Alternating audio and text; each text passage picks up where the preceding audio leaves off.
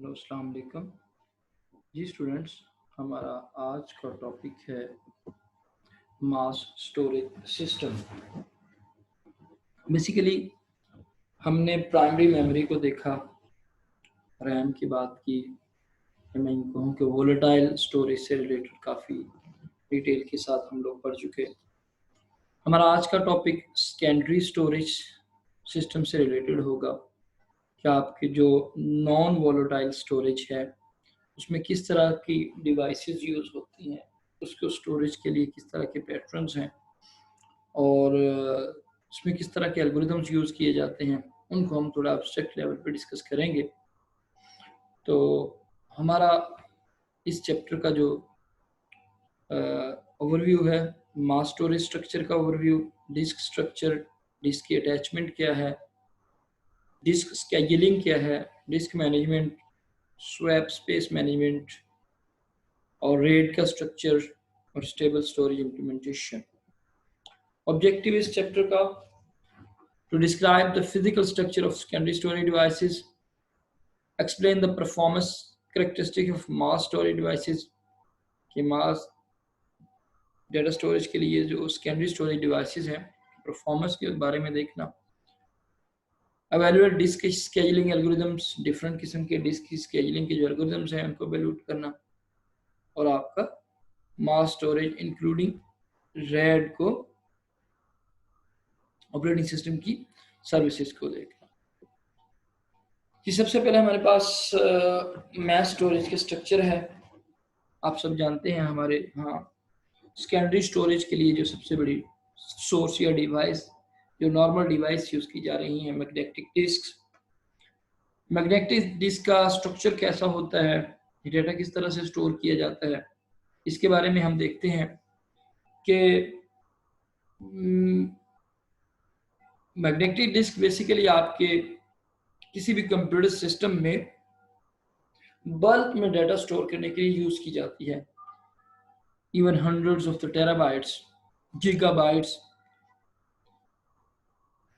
ये आपकी डिस्क एक केस पे मुश्तमिल होती है और उस केस के अंदर आपके प्लेटर्स अवेलेबल होते हैं, डिफरेंट किस्म की डिस्क अवेलेबल होती है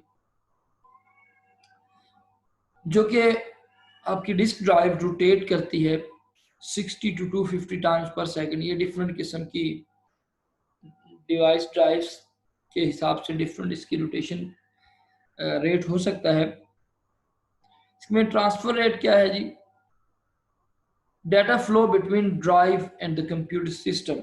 आपके पास कंप्यूटर से मुराद वो प्रोसेसिंग सिस्टम है जो कि आपकी सेकेंडरी स्टोरेज के ऊपर डाटा स्टोर करना चाह रहा है। सपोज ये आपके पास डिस्क ड्राइव है, ठीक है जी, ये आपका कंप्यूटर है। तो इस कंप्यूटर से इस डिस्क ड्राइव के ऊपर डाटा कितनी स्पीड से एक्सेस किए जा सकते हैं। एक्सेस करने से मुराद के डाटा को स्टोर किया जा सकता है, या डाटा यहाँ से रीड किया जा सकता है। तो इसके लिए जो टर्म यूज की जाती है transfer rate is a rate at which data flow between drive and the computer, और ये बिट्स पर सेकंड में लिया जाता है। नॉर्मली गीगाबिट्स पर सेकंड में आता है ये डाटा, गीगाबाइट पर सेकंड।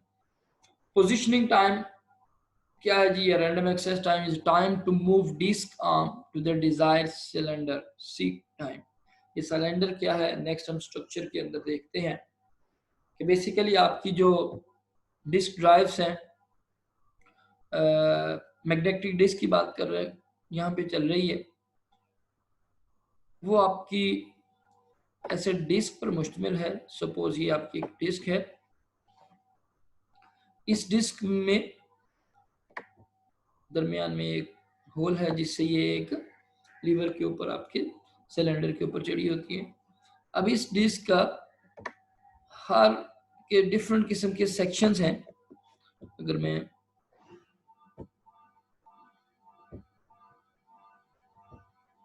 जिसको ट्रैक्स कहा जाता है, सपोज यहाँ पे ये इस तरह से राउंड में ट्रैक होगा, इस ट्रैक के फिर फर्दर सेक्टर्स होंगे, छोटे छोटे सेक्टर्स बने होंगे। ठीक है जी, सेक्टर्स, इन सेक्टर्स के अंदर डाटा स्टोर किया जाता है। हम देखते हैं आगे कि सीक टाइम क्या है। Is a time to move disk arm to desire cylinder. इन सेक्टर्स के ऊपर एक आपका आर्म मूव कर रहा होता है जो कि आपका आउटर से इनर सर्कल की तरफ जाता है और वो आपको डाटा की एक्सेस देता है। अब डिस्क आर्म की मूवमेंट का जो टाइम है उसको हम सीक टाइम कहते हैं। And time for desired sector to rotate. अब इस सेक्टर को रोटेट होके इस डिस्क आर्म तक आने में जो टाइम लगता है उसको हम रोटेशनल लेटेंसी कहा जाता है। जी नेक्स्ट आपके पास हेड क्रैश क्या है। अब डिस्क सर्फ बेसिकली डिस्क की सरफेस और आर्म के दरमियान बिल्कुल माइक्रोन्स का एयर गैप होता है। अगर आपका आर्म डिस्क पे सरफेस के साथ अटैच कर जाए तो उसके स्क्रैचेस डालता है। इन स्क्रैचेस की वजह से आपका जो हेड है वो क्रैश हो सकता है या डिस्क आपकी खराब हो सकती है, जिसको यहाँ पे हेड क्रैश कहा गया है। अब ये वाली डिस्क जो है ये आपकी रिमूवेबल है, जिसको रिमूव किया जा सकता है, नई डिस्क अटैच की जा सकती है। Drive attach to computer via IO bus. ये जो डिफरेंट किस्म की ड्राइव्स हैं आप देखते हैं कि आपके पास बसेस अवेलेबल होती हैं, वहाँ पे पोर्ट्स के साथ आप इन डिस्क ड्राइव्स को, जैसे कि आपने अपने लैपटॉप की हार्ड डिस्क को देखते हैं, तो इन ड्राइव्स को आप पोर्ट्स के थ्रू सिस्टम के साथ अटैच करते हैं। अब ये बसेस डिफरेंट किस्म की होती हैं।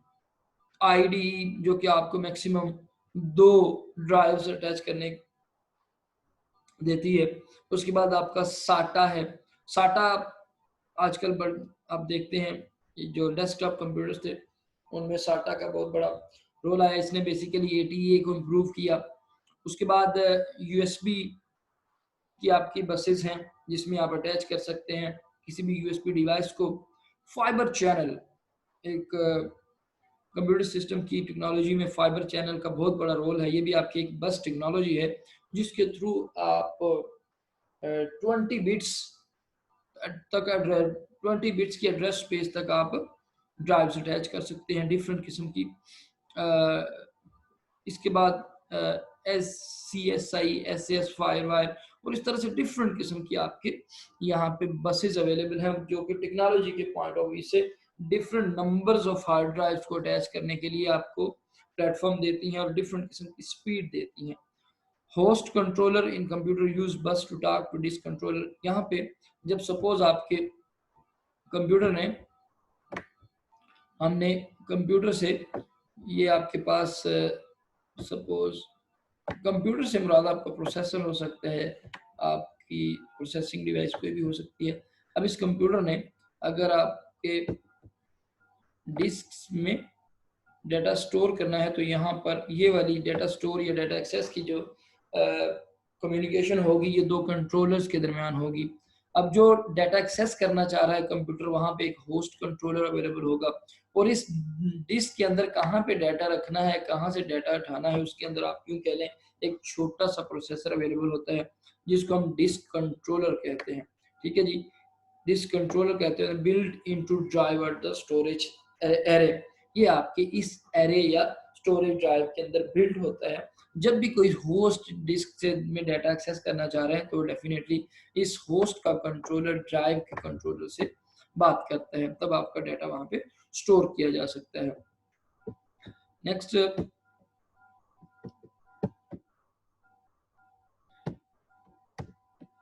ये आपके पास एक मूविंग हेड डिस्क मैकेनिज्म दिखाया गया है डिस्क ड्राइव का, जिसको आप जो हमने पीछे डिस्कशन की उसके हिसाब से देख सकते हैं कि आपके पास यहाँ पे 3 डिस्क हैं। ये रोटेशन के लिए एक स्पिंडल है, ठीक है जी, उसके ऊपर ये 3 डिस्क लगी हुई हैं। 3 भी हो सकती हैं, 3 से ज्यादा भी हो सकती हैं। तो यहाँ पे सपोज एक डिस्क भी हो सकती है। ये आप बेसिकली आपका स्टोरेज एरिया बढ़ाने के लिए है। तो अब आप हर सर्कल, जिस तरह से यहाँ पे ये ब्लू शेडेड जो है आपका, दिस इज ट्रैक, जो हम पहले बात कर रहे थे, ये पूरी की पूरी डिस्क डिवाइडेड होगी ट्रैक्स में। ये this is the 0 track, then the first track, ये आपका आउटर मोस्ट से भी स्टार्ट हो सकता है, इनर मोस्ट से स्टार्ट हो सकता है। ये आपका पहला ट्रैक है, उसके ऊपर दूसरा ट्रैक होगा, उसके ऊपर तीसरा ट्रैक। इस तरह से ये आपकी पूरी की पूरी डिस्क जो है वो ट्रैक्स में डिवाइडेड होगी। अब हर ट्रैक आपका सेक्टर्स में डिवाइडेड है, जो कि इक्वल साइज के ये आपके सेक्टर्स हैं। यहाँ पे इस ट्रैक में जैसे ये ब्लू शेड में दिखाया गया है, आपका डाटा इस सेक्टर के अंदर स्टोर होगा। अब एक लेवल के जितने भी ट्रैक्स हैं, जैसे इस डिस्क का जीरो ट्रैक, इस डिस्क का जीरो ट्रैक, इस डिस्क का जीरो ट्रैक, इन सारों को मिला के आपके पास एक साइलेंडर बनता है। बेसिकली डाटा जब स्टोर किया जाता है तो वो साइलेंडर वाइज स्टोर किया जाता है कि फर्स्ट सिलेंडर में डाटा, सेकंड सिलेंडर में डाटा। अब फर्स्ट सिलेंडर में डाटा होने से मुराद ये है कि कुछ डाटा आपकी डिस्क के इस सेक्टर में हो सकता है, इसमें हो सकता है, और ऊपर वाले डिस्क के फर्स्ट ट्रैक में हो सकता है। ठीक है जी। इस तरह से यहाँ पे आपके पास एक आर्म असेंबली है। ये वाला आर्म आपका इस डिस्क के ऊपर मूव करता है टूवर्ड द आउटर लूप और इनर लूप। अगर मैं यहाँ पे ड्रॉ कर सकूं, ये वाला आपका असेंबली का आर्म जो है ये इस तरह से मूव करता है, इस तरफ को और इस तरफ को। ठीक है जी, दोनों तरफ भी आपका ये मूव करता है। अब ये डिपेंड करता है कि कौन से नंबर सिलेंडर पे हमने डाटा एक्सेस करना है। सपोज आपका अभी सिलेंडर यहाँ पे अवेलेबल है, आप अभी आपका आर्म पोजीशन यहाँ पे है और आपको डाटा इस जगह से एक्सेस करना है, तो डेफिनेटली आपकी आर्म असेंबली ये आर्म्स को इस आउटर मोस्ट ट्रैक के ऊपर लेके आएगी। अब मैं आपको वो कॉन्सेप्ट अगर समझा सकूं कि सीक टाइम क्या है। सपोज आपका ये जो आर्म है ये जीरो ट्रैक के ऊपर है और हमने जो डाटा एक्सेस करना है वो आउटर मोस्ट ट्रैक के ऊपर यहाँ पे पड़ा हुआ है। तो इस ट्रैक से ये इस ट्रैक तक जो मूवमेंट के लिए लेटेंसी है या टाइम है उसको हमने सीक टाइम कहा। अब सपोज डाटा जो इस आउटर मोस्ट यहाँ पे ये आउटर मोस्ट ट्रैक होगा। अब यहाँ पे एक सेक्टर है जिस सेक्टर में हमने डाटा स्टोर करना है। इस सेक्टर को मूव होके इस आर्म के हेड के नीचे आने तक जो टाइम लगता है उस टाइम को हमने क्या कहा था, अगर हम पिछली स्लाइड पे देखें उसको हमने कहा था रोटेशनल लेटेंसी। ठीक है जी। तो सीक टाइम क्या है, आर्म की पोजीशन सेक्टर में ट्रैक मूवमेंट के थ्रू, और रोटेशनल एक ट्रैक में एक जो आपका सेक्टर मूव होके आपकी किसी भी आर्म के नीचे आ जाता है। तो यहाँ पे ये आपका जो डिस्क है इसको प्लेटर कहा गया है। एक से ज्यादा प्लेटर्स अवेलेबल हैं जो कि इकट्ठे मूव करेंगे। एक सेक्टर को आपने सिलेंडर कहा है। इन्हीं सारी चीजों को हम आगे डिस्कस करेंगे। ये आपका जो ब्लैक में नजर आ रहा है ये आपका रीड राइट हेड है। इसके अलावा आपका जो हमने हार्ड ड्राइव पढ़ी उसके अगेंस्ट आपकी सॉलिड स्टेट डिस्क हैं। आजकल आप लैपटॉप में इंस्टॉल भी करवाते हैं कि स्पीड आपको तेज करनी है तो आप उसमें एसएसडी ड्राइव्स लगवा लें। कहते हैं जी कि एसएसडी ड्राइव की स्पीड बहुत तेज है, आप ऑपरेटिंग सिस्टम एसएसडी ड्राइव में रख लें, बाकी डाटा दूसरी ड्राइव में रख लें। तो हार्ड ड्राइव के अगेंस्ट आपकी दूसरी जो सेकेंडरी स्टोरेज डिवाइस है वो सॉलिड स्टेट डिस्क है। Non volatile memory used like a hard drive, many technology variation, इसमें डिफरेंट किस्म की टेक्नोलॉजीज को इन्वॉल्व किया गया। सपोज आपने कोई बैटरी बैकअप रख लिया, रैम की टाइप का बनाया, साथ में बैटरी बैकअप रख लिया ताकि डाटा स्टोर रह सके, और इस तरह से डिफरेंट किस्म की टेक्नोलॉजीज को यहाँ पे यूज किया गया। Can be more reliable then hard drives, इसकी स्पीड तेज है, मोर एक्सपेंसिव पर एमबी, लेकिन आप क्या है ये एक्सपेंसिव है। May be have shorter life span, less capacity, definitely अगर आपकी एमबीज में एक्सपेंसिव है तो उसकी कैपेसिटी मिनिमम होगी लेकिन फास्ट है। Business can be too slow, connect directly to PCI for example. No moving parts, so no seek time or rotational latency. This is the important part of this slide कि आपके SSD में कोई moving part नहीं होता, लिहाजा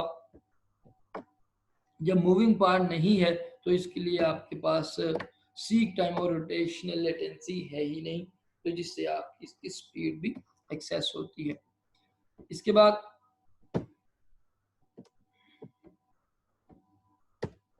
next हमारे पास है आगे मैग्नेटिक टेप। हम सब वाकिफ हैं, जो आपके पास पुराना स्टेशनरी स्टोरेज के लिए डिवाइसेस यूज़ की जाती थी। हम लोग वीसीआरस के अंदर या टेप रिकॉर्डर्स के अंदर एक टेप के डिस्क कैसेट्स यूज़ करते थे उसमें, लेकिन आप डायरेक्टली डेटा एक्सेस नहीं कर सकते थे, आपको मूव करना पड़ता था पूरी टेप को फॉरवर्ड या backward to access the particular data. Early secondary storage medium relatively permanent and holds large quantities of data. Access time इसका slow था, random access में 100 times slower than the 1000 times slower than the disks. Mainly used for backup storage of infrequently data use. आपके पास कोई infrequently data है, आप उसको backup store के तौर पे रखना चाहते हैं, किसी बैकअप स्टोर में रखना चाहते हैं, तो उसके लिए वो कह रहा है कि मैग्नेटिक डिस्क आपकी सुटेबल थी। kept in spool and wound or rewound pass read write head, आपका डेटा स्पूल में रखा जाता था और आपको उसको वाउंड करके रीड या राइट डेटा, जैसे मैंने पहले बताया कि टेप की पोजीशन को आप आगे और पीछे मूव कर सकते थे। once data under head transfer rate compared to the disk 140 MB per second and greater, जो एक दफा जब आपका डेटा जो भी टेप है वो हेड के नीचे आ गई तो फिर उसकी स्पीड आपकी 140 MB पर सेकंड तक अचीव हो जाती थी। इसकी उसने रेंज बताई है, storage range 200 GB to 1.5 terabyte typical storage device थी, इससे कम ज्यादा भी हो सकती है। इसके बाद डिस्क का स्ट्रक्चर क्या है? Disk drives are addressed as large one dimensional array of logical blocks. आपकी जो भी डिस्क है उसको लॉजिकली अगर देखा जाए तो वो एक वन डायमेंशनल एरे है जो कि ब्लॉक्स की सूरत में है।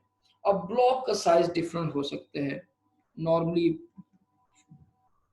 1 KB का हो सकता है, 512 मेगाबाइट्स का, ये डिफरेंट किस्म के आपके स्टोरेज का साइज हो सकता है। तो low level formatting creates logical blocks on physical media. अब लो लेवल फॉर्मेटिंग क्या है कि आपके पास फिजिकल लॉजिकली आप एक वन डायमेंशनल अरे देख रहे हैं, लेकिन डेफिनेटली उधर है तो आपके प्लेटर्स और फिर आपके सेक्टर्स और उस हिसाब से फिर मैपिंग होगी, एड्रेस की मैपिंग, लेकिन डाटा जो है वो आपका ब्लॉक्स की सूरत में रखा जाता है। The one dimensional array of logical blocks is mapped into the sector of the disk sequentially। इसमें मैंने बात की कि पहले ब्लॉक में पहला डाटा, दूसरे में दूसरा, इस तरह से।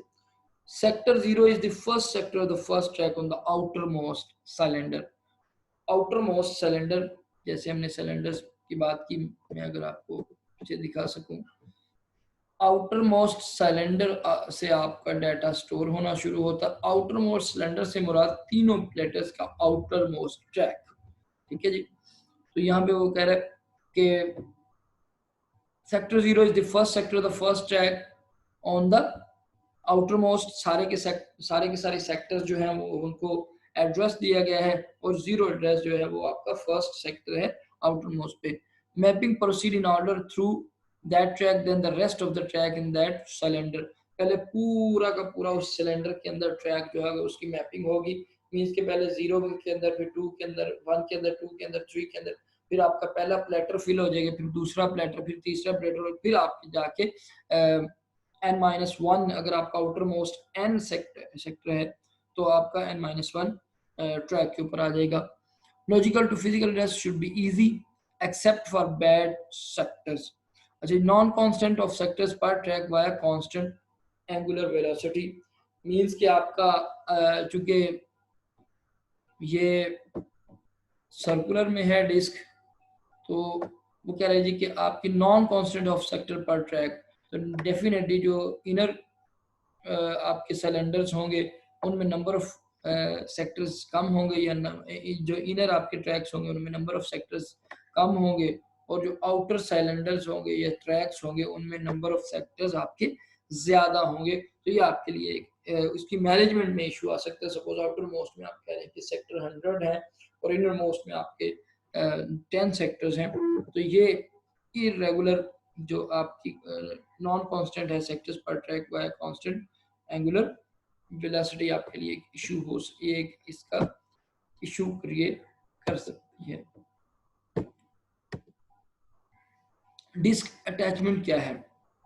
Host attach storage access through IO ports talking to IO buses. आपने किसी होस्ट ने डिस्क से बात करनी है, जैसे हम पहले बता चुके हैं, तो डेफिनेटली वो किसी बसेस के थ्रू अटैच हो सकता है।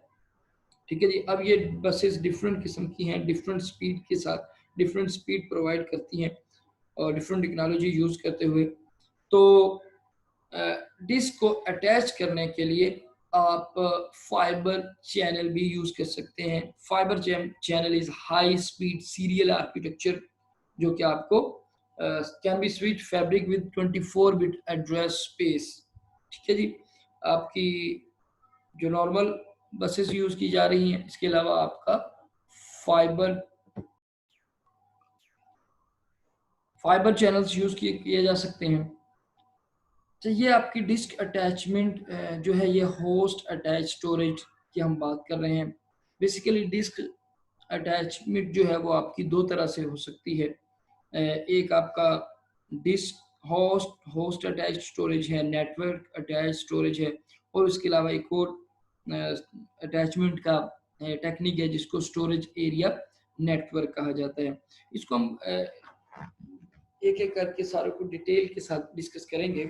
यहाँ पे हमारे पास disk attachment host attach storage की बात हो रही है, जिसमें आपका स्टोरेज के साथ होस्ट जो है वो डायरेक्टली कनेक्टेड है। जिस तरह के हमारे कंप्यूटर सिस्टम है, हार्ड ड्राइव लगी हुई है, हमारे कंप्यूटर ने उसी हार्ड ड्राइव से डाटा उठाना है, उसमें डाटा रखना है, तो वो डायरेक्टली कनेक्टेड है। इसको हम कहते हैं host storage access through IO port stacking.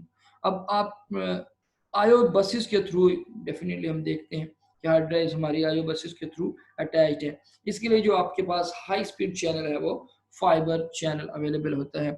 IO जो आपकी अगर किसी डेटा को एक्सेस करना होता है तो वो डायरेक्ट करती है बस आईडी, डिवाइस आईडी और लॉजिकल यूनिट कि कौन सी बस है, किस डिवाइस पे जाना है और उस डिवाइस का कौन सा लॉजिकल यूनिट है जहाँ पे आपने डाटा को एक्सेस करना है। दूसरा मेथड जो अटैचमेंट का हो सकता है, network attach storage. Network attach storage made available over a network rather than over A local connection. ठीक है, आप बस के थ्रू स्टोरेज मीडियम के साथ कनेक्टेड नहीं होते, बल्कि किसी नेटवर्क के थ्रू आप स्टोरेज एरिया के साथ कनेक्टेड होते हैं। जैसे कि इस डायग्राम में भी आपको दिखाया गया है कि ये नैस के दो स्टोरेज मीडियम है। आपने किसी एक नेटवर्क के थ्रू लैन वैन का जो नेटवर्क है, नॉर्मली ये लैन के नेटवर्क में यूज की जाती है, तो आप डिफरेंट किस्म के क्लाइंट डाटा एक्सेस कर सकते हैं। सपोज अगर मैं इसका आपको डायग्राम ड्रॉ करके दिखाऊं, ये आपका सर्वर है जहां पे डाटा स्टोर किया गया है। आगे आपका एक स्विच होगा। ठीक है जी, ये स्विच होगा। This is server, this is SW switch, और ये आपका कोई अच्छा, सर्वर से मुराद यहाँ पे मैं आपको स्टोरेज मीडियम कह रहा हूँ, जिसको आपने यहाँ पे नेस का है, नेटवर्क अटैच्ड स्टोरेज। ठीक है जी, वो कोई भी स्टोरेज की डिवाइस हो सकती है। उसके बाद ये आपका स्विच है, यहाँ पे आपके पास सपोज ये लैपटॉप आ गया, LT लैपटॉप। ठीक है जी, उसके बाद आपका कोई डेस्कटॉप कंप्यूटर है, कोई सर्वर है। ठीक है, अब ये तीनों डाटा को एक्सेस करना चाहेंगे, तीनों आपके कनेक्टेड होंगे नैस के साथ, नेटवर्क अटैच स्टोरेज के साथ। तो डाटा इन तीनों के दरमियान इस मीडियम स्टोरेज से डाटा उठाया जाएगा, स्विच आगे ट्रांसफर करेगा कि किसने डाटा एक्सेस करना है। यहाँ पे डेफिनेटली इस वाली टेक्निक में नेटवर्क अटैच स्टोरेज में आपके पास जो बैंडविड्थ की रिक्वायर्ड है, जब आप लोकली होस्ट करेंगे तो आपको नेटवर्क रिक्वायर्ड नहीं है, तो स्पीड आपको अच्छी मिल जाती है। जब आप नेटवर्क की तरफ आते हैं तो यहाँ पे इन मीडियम की जो आपका डिले है वो डेफिनेटली इसमें आएगा। तो और उसके अलावा अगर सपोज एक भी यहाँ पे ये वाला कनेक्शन आपका इंटरप्ट हो जाता है या फेलियर हो जाता है, तो सारे के सारा सिस्टम आपका इस केस में खराब हो जाएगा और डाटा एक्सेस सारे का सारा सिस्टम के लिए डाटा अवेलेबल नहीं होगा। अब यहाँ पे जो NFS एंड CIFS के नाम से कॉमन प्रोटोकॉल्स हैं, NFS Unix operating system use करता है protocol for the network attach storage, और CIFS जो है वो विंडोज यूज करता है प्रोटोकॉल। हम इन प्रोटोकॉल्स की डिटेल में नहीं जाएंगे, यहाँ पे ये नेटवर्क कोर्स में देख सकते हैं। यहाँ पे हम सिर्फ ये पढ़ रहे हैं कि नेटवर्क अटैच स्टोरेज है क्या, किस तरह से हम डाटा को स्टोर कर सकते हैं, अटैचमेंट कैसे होगी डिस्क की। यहाँ पे implemented via remote procedure calls between host and storage over the typical TCP UDP और IP network। आप TCP या UDP का प्रोटोकॉल यूज करते हुए रिमोट प्रोसीजर कॉल्स को, क्योंकि आपके सारे के सारे होस्ट जो हैं वो रिमोटली अवेलेबल हैं, तो वो रिमोट प्रोसीजर कॉल्स के थ्रू नेटवर्क के ऊपर से डाटा उठाएंगे और डाटा आपका वापस रिस्पॉन्ड किया जाएगा उसी तरह से रिमोट प्रोसीजर कॉल के थ्रू। जो प्रोटोकॉल यूज कर रहे हैं आप नेटवर्क के प्रोटोकॉल, वो TCP UDP और IP प्रोटोकॉल। एक चीज जहन में रखिएगा, ये आपका नेटवर्क इंटरनेट वाला या सपोज नेटवर्क वाला आपका नहीं है नेटवर्क, ये डाटा नेटवर्क है, ये डाटा नेटवर्क की बात हो रही है। नेक्स्ट अगर हम बात करें डाटा स्टोरेज का नेटवर्क, यहाँ पे डिस्कस किया जा रहा है। दूसरा आपका जो टेक्निक है अटैचमेंट की, storage area network, common in large storage environment. जब आपके पास स्टोरेज ज़्यादा बल्क में डाटा अवेलेबल हो, जिस तरह से हम देखते हैं गूगल्स के सर्वर्स या जितनी भी दूसरी वेबसाइट्स हैं बड़ी बड़ी, तो वहाँ पे आपके पास स्टोरेज एरिया नेटवर्क यूज़ किए जाते हैं। यहाँ पे ये स्टोरेज डिवाइसेस हैं जिसको हमने स्टोरेज एरेज कहा है, ठीक है जी। ये डाटा स्टोरेज है, ये किसी भी फॉर्मेट में हो सकता है। यहाँ पे data storage tape, library, storage array. अब ये सारी की सारी कनेक्टेड हैं एक स्टोरेज एरिया नेटवर्क के थ्रू। हम जब भी कोई क्लाइंट किसी डाटा को एक्सेस करना चाहता है तो वो थ्रू लैन जाएगा सर्वर के पास, सर्वर आगे डाटा की रिक्वेस्ट करेगा मीडियम से, और उस मीडियम से आपका डाटा आपके क्लाइंट को वापस थ्रू सर्वर क्लाइंट तक डाटा पहुंचाया जाएगा। इसको हम कहते हैं storage area network. Multiple host attach to multiple storage areas. अब इसमें ये वाला क्लाइंट आपका डाटा इस सर्वर से भी, स्टोरेज मीडियम से भी ले सकता है, इस स्टोरेज मीडियम से भी ले सकता है, इस स्टोरेज मीडियम से भी ले सकता है। तो हमने पिछले केस में जो बात की थी कि आपका अगर एक फेलियर आता है तो सारी की सारी डिवाइसेस के लिए आपका डाटा अवेलेबल नहीं होगा, लेकिन इस केस में ऐसा नहीं है। सपोज आपका ये कोई एक कनेक्शन फेलियर आ जाता है कहीं पे, तो बाकी क्लाइंट्स के लिए, उस क्लाइंट के लिए दूसरे स्टोरेज एरिया से आपका डाटा अवेलेबल होगा। तो हमने 3 तरह के स्टोरेज अटैचमेंट की यहाँ पे मेथड्स पढ़े हैं। एक स्टोर जो हमारा लोकली अवेलेबल है ड्राइव के साथ, होस्ट अटैच्ड, दूसरा आपका नेटवर्क अटैच, और तीसरा आपका स्टोरेज एरिया नेटवर्क का कॉन्सेप्ट हमने यहाँ पे देखा।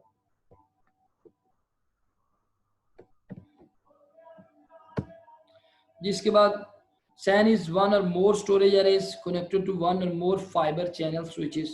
तो जो कि आपके वहाँ पे हम एक स्विच यूज कर रहे थे सर्वर के लिए उसमें नेटवर्क अटैच में, और यहाँ पे हम स्टोरेज एरिया नेटवर्क में ज़्यादा स्विचेस यूज कर रहे हैं। Connected to one more fiber channel switches, host also attach to the switches, easy to add or remove storage, add new host and allocated storage। Definitely ये आपका scalable है कि आप ज़्यादा स्टोरेज एरेज को या स्टोरेज डिवाइसेस को ज़्यादा को अटैच कर सकते हैं और डीअटैच कर सकते हैं, और इस तरह से आपको इसमें स्केलेबिलिटी ज़रूर मिलती है। Over low latency fibre channel fabric, आपका फाइबर चैनल फैब्रिक जो है वो आपको यहाँ पे लो लेटेंसी से बचाता है जी। नेक्स्ट हम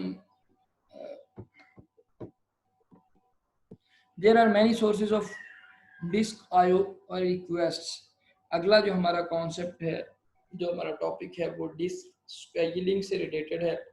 हमने मेमोरी के अंदर प्रोसेस स्केड्यूलिंग को बड़ी डिटेल से पढ़ा। स्केड्यूलिंग रिक्वायर्ड क्यों थी? अगर आप हम प्रोसेस में देखें, प्रोसेस के पॉइंट ऑफ व्यू से, आपके एक से ज़्यादा प्रोसेसेस जो हैं वो क्यू में लगे होते हैं। ठीक है जी, एक से ज़्यादा प्रोसेसेस, क्यू जो हम कॉन्सेप्ट पहले पढ़ चुके हैं कि आपके एक से ज़्यादा प्रोसेसेस क्यू में लगे हुए हैं। आप चाहते हो कि प्रोसेस आपका बिजी रहे, जब कोई प्रोसेस एग्जीक्यूट हो जाता है उसको आप बाहर निकाल देते हैं। अगर ये आपका प्रोसेसर है तो नेक्स्ट फिर ये जो अवेलेबल प्रोसेसेस हैं इस क्यू के अंदर, उनमें से किसकी बारी आए कि वो प्रोसेसर के पास चला जाए। ये कॉन्सेप्ट हमने पहले पढ़ा हुआ है। अब यहाँ पे इस केस में आपके पास सपोज एक डिस्क अवेलेबल है, हार्ड ड्राइव, उसमें आप बस डाटा एक्सेस करने के लिए एक से ज़्यादा रिक्वेस्ट आई हुई हैं। सपोज आपके पास ये एक डिस्क है,